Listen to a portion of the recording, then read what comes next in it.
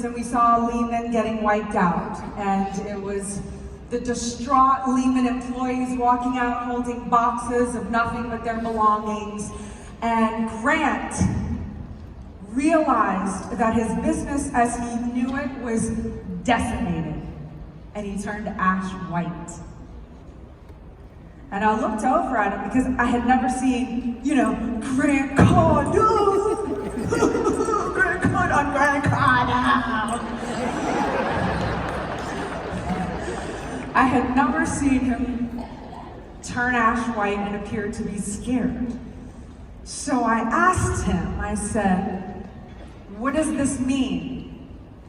And he looked at me and he said, "It means we're gonna die." And I said, "Excuse me? Do I look like death to you?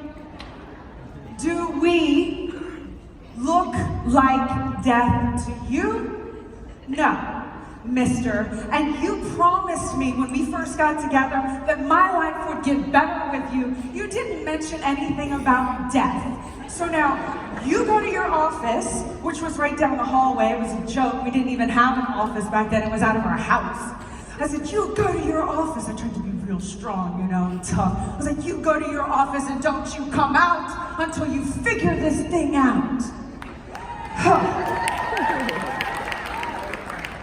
And 3 hours later, he comes out and puts a manuscript in my hand. The guy writes a book in 3 hours. I want to kill him. It takes me a year. Anyway, I'm not going down that road, but while he was in his office, I was also figuring a few things out. I was confronted with looking at my whole life that day. And it was the moment that I realized that a man who was my husband